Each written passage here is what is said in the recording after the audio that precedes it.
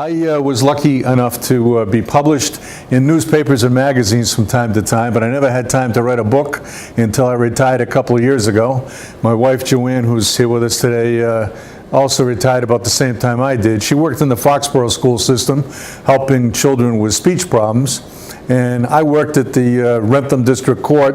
I was lucky enough to be appointed clerk magistrate by Governor Paul Cellucci, may he rest in peace. It was a great job, I loved it, but I decided to retire at age 62, even though it was a lifetime appointment. And you know, if Wrentham was on an ocean, I may never have retired because I love to fish. But it was an interesting job. There were a lot of things going on. Unfortunately, you'd see people on the worst day of their life usually. But I remember some interesting and funny things there too, like the guy who came in for jury duty one day and he put on his juror questionnaire, he wrote down, "I have an extensive background in law enforcement." So we figured he's probably a police officer, maybe a federal agent. It turns out he was arrested 27 times. So, you know, he did have an extensive background in law enforcement. But anyways, after 37 years of seeing that, I decided it was time to retire. And Joanne and I were blessed with the birth of 3 healthy grandchildren at the time, right in time for retirement. And so my staff knew that I'd be doing a lot of fishing and playing with my grandchildren. So my staff at the Wrentham District Court, on my last day on the job, they gave me a shirt and it says, "Retirement, stripers and diapers." And that's been my whole life ever since, for the last 2 years. So I love the Cape Cod Canal. I fish there almost every day. It's a great place for many reasons. When you're a surf caster, you're standing on the side of the canal and you don't have a boat, so you don't have electronic gear to help you find the fish. You use your intelligence and what you remember from before and where the bait are and current and different factors like that. But it's also one of the few places in the world where you can fish in 32 feet of water. It's pretty deep water, and normally to get to that depth you would need a boat. So I named my book 7 Miles After Sundown because the canal is actually longer than 7 miles, but the part that's where surfcasters have access is 7 miles. And I put after midnight, after sundown, because we start fishing, most of us start fishing in the dark. I find the best time to fish is at first light, which right now is about 6 a.m. But I get there much earlier than that just to get a spot because there's thousands of guys crowding in there. It's not too bad right now, but during August it was could get pretty crazy. So one of the most important things in the canal is foot safety, because you've got jagged rocks everywhere, and people say, well, where's the best place to catch a fish? The fish are moving. The current gets up to 6.5 knots, and it's going west for 6 hours, and it's going east for 6 hours. In between, we have what we call the slack for about an hour, where it's stationary and slowing down.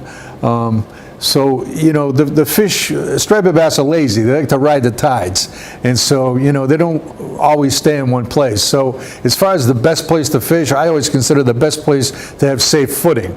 And if you hook into a fish, a big striper, you don't want it pulling you in the canal and knocking you off your feet. So you got to have relatively safe footing.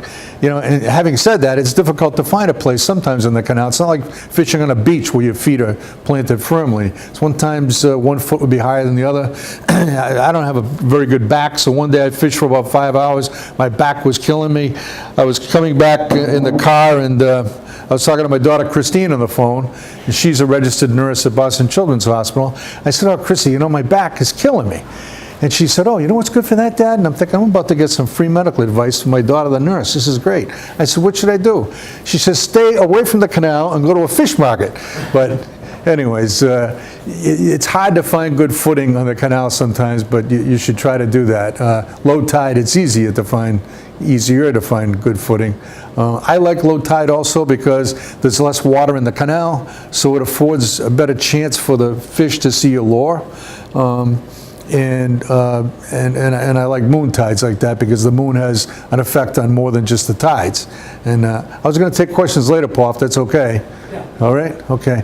And so anyways, it's a great place to fish. There's a lot of traffic going by in front of you, a lot of boats. You've got to be in a position where you can back up so you don't get wet from the boat. I wear 16-inch boots, which come just below my knee, and One of the reasons I do that is because if I were to fall in the canal and I'm fighting for my life in that fierce current, I want to be able to get my boot off. Some guys wear waders, you'll never get those off, but maybe they'll never fall in, so that's good for them. But that's not what I like to do. But I like to be in a position where you should look behind you to see a relatively clear path to get out of the way of waves of a boat coming at you, or also to be able to back up, because when you hook a striper and you reel that striper in, you're going to fight it for quite a while and tire the striper out. And then when you get it in close, you don't want to put the rod down, you'll break the rod. You don't want to bend it right there in front of you. So the best thing to do is to back up. That's easy to do on a beach. Or in a boat, you could actually walk behind you. But when you're in the canal, you got to look behind you initially to make sure the rocks that are behind you, you're in a position where you can back up. A lot of guys ride bikes in the canal, which is a great idea. We call them Canal Cruises. We use girls' bikes because on the back of the basket we have PVC pipes that serve as rod holders. And I use 2. Some guys have 4 or 5. I have 2 rod holders in the back, and the rod is sticking straight up in the back. So when you get off your bike, if you had a boy's bike, you'd have to swing your leg around and kick the rod. But with a girl's bike, there's no bar there, so you can just get right off. You can also get off quicker when you see a fish breaking, because that's one of the reasons you ride your bike up and down the canal service roads, because you can look out for breaking fish. And so a lot of guys have bikes, and you just have to be careful because you want to concentrate because there's a lot of things going on in front of you. It's a great place to be when you're fishing. You're next to the water. There's people walking behind you. There's kids. There's mothers pushing baby carriages. People riding bikes, skateboards. It's just a really good place to be. And like I said, there's commerce in front of you. There's boats going by from Brazil and from England and all over the world, barges going back and forth between New York and Boston, a lot of tugboats. You see all kinds of wildlife there. One of the things that the tourists always get excited about are the sunfish, because the sunfish is kind of a floppy looking big fish, and it has a dorsal fin that's kind of floppy, but it kind of resembles a shark. So when they see that fin, they all go crazy and start taking pictures and screaming shark, but it's really just a sunfish. A lot of seals there. Sometimes a seal, when I'm fishing, a seal will be like maybe 20 yards in front of me in a fierce current, and they're pretty strong because he can stand still right in the water with that tail, and he'll be looking at me trying to figure out if I'm catching fish, because he's my competitor. He's eating, I forgot how many pounds of stripers a day he eats, but quite a bit. I had a baby seal come right in front of me yesterday. He was just right by me, put his eye out of the water and was looking at me. You see coyotes. There was a report of a bear being on the canal a few years ago, and they think he got across to the other side on a garbage train, but they're not really sure. I just hope the bear doesn't show up at my spot. I don't want to meet him at 2 in the morning. You see deer there. You see all kinds of, you see deer swimming across the canal. Actually, in my book, there's a picture of 2 deer swimming across the canal. John Doble, who's a great fisherman, this is him right here, he took most of the photos for my book. He retired from the Bourne Police Department a couple of years ago. He was a great detective, and he's a great photographer and a fisherman. And so a lot of the pictures are his, and I was grateful that he did that for me. One of the chapters of my book is called Legends of the Canal, where I profiled 10 different fishermen, 2 of them are deceased, that really made the Cape Cod Canal famous and really made it the place that it is today. And some of them are right here, actually. One of them, the youngest one, I think this is Patrick. Yeah, that's Patrick Kearney right there. He just graduated from the Mass Maritime Academy last year, which is a great place to go to college if you like to fish, because it's right in the canal.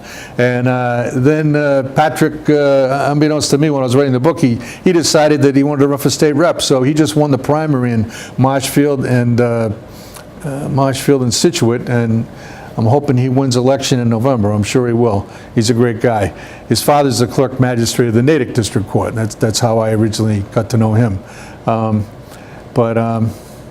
Anyways, I was going to show you some lures that I use in the canal. Like I said, that canal current could be 6.5 knots, and that's pretty strong. And so you want to use a lure that will impart, to take advantage of the current, so it will impart some action into the lure.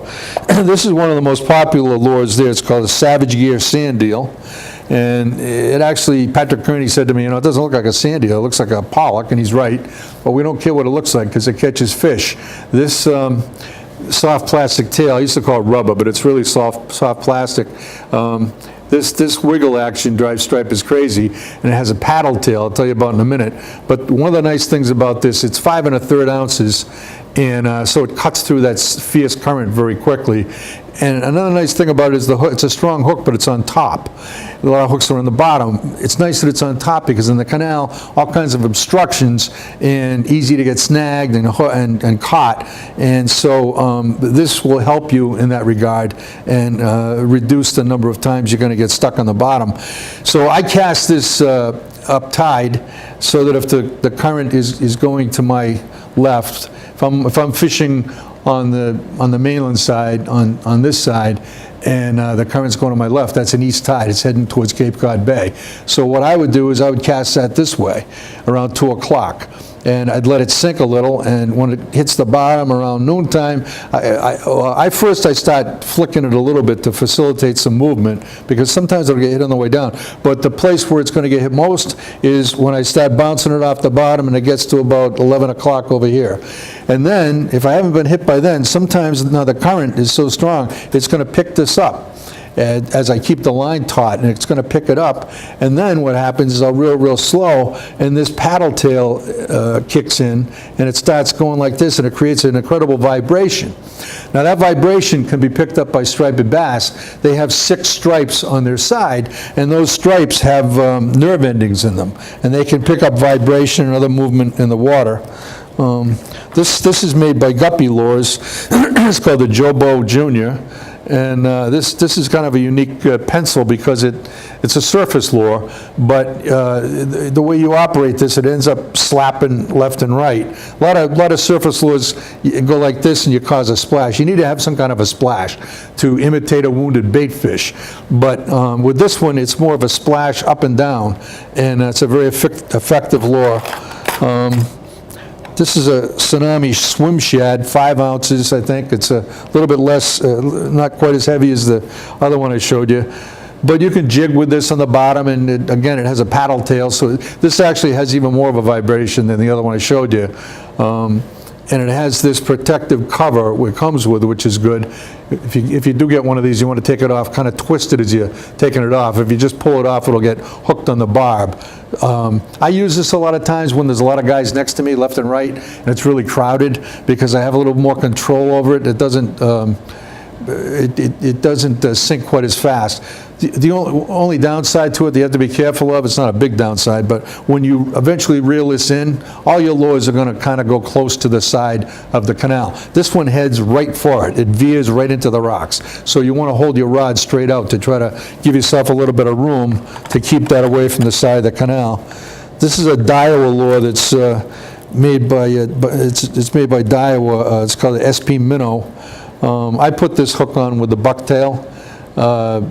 I modify a lot of my lures and put stronger rings and hooks on. But this has a nice tight wiggle. It also has a vibration to it. So I use this for different levels of the water, and it's not on the bottom or the top. It's what we call a swimmer. So those are some of the lures I use. I recommend a pole about 10 to 11 feet long. My favorite one is a 10.5-foot fiber star, actually, that my generous staff gave me, and they gave me a Van Staal reel with it. They're very nice. You could also get another rod is a Tsunami Airwave, where they sell at Red Top and some of the other bait shops on the canal. And that's a reasonably priced rod, and you could get a Penn reel to go with it, maybe a Penn battle. I use 40-pound braided line. That's the same diameter as 10-pound monofilament, and it's a strong line. It's very thin. It cuts through the water column, but it also casts very far. It's really, I put a leader on the end of that, about almost 3 feet long, 60-pound fluorocarbon, which is pretty much invisible to fish. And I have clips on there. I explain all that in the book, but I have clips on there that make it easier to change lures. Some guys actually tie their lures on. I don't do that. Everybody does things a little bit differently, but I just basically tell you how I do things in the book, and there's no right or wrong way. I wear a surf belt where I have all the things I need immediately when I make contact with a fish, and I have a surf bag which I keep behind me with lures and other things that I don't need immediately. So the things I need immediately is I have a tape measure, because striped bass have to be at least 28 inches long to keep, so we call it a keeper. So I don't always keep the fish. Most of the time I throw them back. I throw them back almost all of them lately. This morning I caught a 17-pound striper and I donated it to a homeless shelter. I do that, but or sometimes I'll bring them home. My family will eat them. The things you want on you immediately are things like that, or pliers. I have pliers on my hip, on the belt, so that if I need to take a hook out of a fish's mouth, I've got the pliers there. Usually with a striped bass, I'll hold it with my thumb. If you hold a striper's jaw in the front, the bottom jaw, and you can hold it like that and pop the mouth would pop open, you can take the hook out, and it paralyzes the fish temporarily to hold it like that. But you would never do that with a bluefish, because a striped bass's teeth are like Velcro. They're not going to hurt you, but a bluefish has got sharp teeth. They're a member of the piranha family. Someone told me when I was a kid, and I believe it, because they can do some serious damage. They'll destroy your lures, especially these soft plastic ones. Bluefish will just rip those right apart. It's funny too, because sometimes, very frequently, a bluefish will bite your lure right in half, right below the hook. Another millimeter of an inch and you would have caught the fish. Bless you. But they bite it right in half. So I keep those things on my belt. I keep other things there too, my cell phone, and somebody tells me that the fish are biting somewhere else or whatever. You want to hear that news. I basically, as I start, in the dark, and as the day heats up after the sun comes up and it gets a little warmer, sometimes I'll take my shirt off, I'll have a t-shirt on underneath or something, and I'll put my clothes behind me. You want to put them far enough behind you so that the waves from boats don't get them wet. And you got to remember, if you leave a granola bar or something in your shirt, there's mink all over the canal, and they're not afraid of people. I'll look behind me. I saw a mink one time going right for my shirt because I left a granola bar in there. And they're great fishermen, mink. You'll see them jump in the water and come out with a fish in their mouth. There was a picture in the Globe a couple of weeks ago of a mink with a mackerel. It must have been 12 inches long, or maybe 10 or 12 inches long. Usually I don't see fish that big in a mink's mouth, but this was quite a picture. Anyways, like I told you that, people are walking behind you all day long and talking about things, and sometimes you hear parts of conversation as people are walking by you really don't want to hear. But, I always hope that when I hook into a fish that a little kid will happen to be behind me, because they always get such a kick out of seeing a fish. So one day I'd just taken the hooks out of the mouth of a 27-pound striper, and I looked behind me, there's a little 5-year-old girl walking with her father. So I said, "Sir, would your daughter like to see a fish?" "Oh yeah," they get all excited. So I'm down near the water and they're up higher on the service road. So I held up the 27-pound fish high enough so she could see the whole thing. Now this little girl's only 5 years old, and she already had enough skepticism in her to get through a tough world, because she looked at me and she looked at the fish and she said, "Is that fish real?" So you never know who you're going to see in the canal. But anyways, I'll be happy to answer any questions for you. If you have, Paul, did you want to ask me something? I don't have very much experience just going through the canal, that's it. I've fished it already a couple of times. Yeah. But from what I heard from some of the, the regulars, I heard this year was probably one of the best years they've had in about 20 years. Well, you're close. Opinions vary on that. Well, the answer to your question is yes, but in my opinion, last year was better. Last year was the best year in many, many years, and so everybody was talking over the winter, is this year going to match it? It's come close, and some guys will tell you it did match it. Me personally, I caught 146 stripers last year. The number I was most happy about was 53. 53 of those fish were 20 pounds or greater. Yeah, so I was happy with that. I mean, there are other guys who caught, many more than that, but I was happy with that. And every one of those fish was caught on an artificial lure. This year, my fish count, I think, this is almost the end of September, I'm about maybe 110. Yeah, we got October to go, yeah. Well, yeah, that's true. October isn't always as good as it used to be, though. October used to be the month. I don't know. I think maybe it's climate change or something, but It's different. yeah, right. But last year, this year's been a great year, and last year was a tremendous year too. I So, know this fellow I'm talking about has a camper at Scussett, oh yeah, and he's been fishing it for years, and he said this was the best year he ever had. well, you know what? It's probably the best year for him. It depends on where. I was gonna say, Yeah, it depends on where you're standing, and terrible year for us, for me, Charlie, and the rest of the guys. Bass, once they left the river, we couldn't find them. yeah, that's the way it was last year. People was. Down to Block Island. Right. And a lot of people said, Elizabeth Islands weren't that great last year because all the stripers stayed in the canal. That's because all the mackerel stayed in the canal, all the bait were in the canal, and for some reason didn't leave. And striped bass would be in the same place every day. And I got there one day at 2:30 in the morning. I could just hear them. I couldn't see them, but I could hear them ripping up the surface, and it just was incredible last year. There was some days I was just so tired from reeling in fish that I just had to stop. I couldn't do any more. Days like that you dream about. That's exactly what he said. He said, I caught the most in one day. Yeah, And he's been going there, I think, 13, 14 years or something. yeah. He's only a rookie. You got to give him a break. Yeah, compared to you and Charlie, he's a rookie, huh? No, but he said that he got like 5 or 6 fish one day. Yeah, That never happens to me. yeah, He said, if I get 2 or 3, it's like, whoa. right, yeah. Yeah, it's quite a place, and I love it there. Even on a day when you don't catch something, it's a beautiful place to be. You're talking to your friends, and it's funny too because, like I said, we always start in the dark. So a guy will be over here, and you're looking at him, and you're thinking, I know that guy. Hey, is that you, Larry? No, it's not Larry. Okay, the sun comes up, and the surprises all around. Oh, there's that guy. And so, but it's a great place to be. It's a great place The to. headline, you guys were in headlamps still. Yeah, I do. Yeah, Just to see when it's coming back up from the yeah. through action. Yeah. I try to keep. You want to keep it off, not so you don't The other attract. guys either put a needle on, or he's or a lure, or he's taking hooks out of a fish. Oh. You see the light on. Yeah. I try not to use it any more than I have to because I don't want to attract mosquitoes. You're blind too. Yeah, but it's something you need sometimes. On a full moon like last night, you don't need much light. But and the street lights, every third telephone pole in the canal has a street light, approximately every third one, and they also have a number. So they go by 5, 10, 15, all the way up to 375 in the West End. The West End's where the railroad bridge is, and right here. This is the railroad bridge right here, and that's a 32-pound striper I caught right there.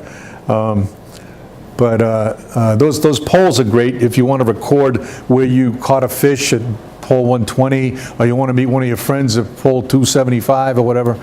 It's also good in a medical emergency. You can tell personnel where they should respond, and so it's a great place to be, and I love it. And so anybody have anything else? Yeah. So who has to clean the fish? Who has to clean them? Well, that's a good question. What I do is you can't clean the fish in the canal because you want to be able to prove that it's at least 28 inches long. So the law is you can't clean the fish in the canal. So I clean it somewhere else, and then I kind of do a rough cleaning because I'm on a rock, and it's hard to do it perfect. So I do about maybe 95% good job. Then I come home and my bride does the other 5%. She finishes it. She checks, for bones, and I get most of it out of there. She ends up with some fillets that aren't perfect, but by the time she's finished, they are perfect. And then she sometimes soaks it, marinates it in Italian dressing. She cooks it a number of different ways, but she's a great cook. I'm lucky I don't weigh 400 pounds because she's a terrific cook. And she cooks it all different ways. So, but yeah, I start the cleaning process. So. Another thing is the Portuguese. I was a lineman. Most, that's what I did. I fished and I was a lineman. My real job was I was a lineman. But the Portuguese, like the heads, we used to, when they make soup out of the heads.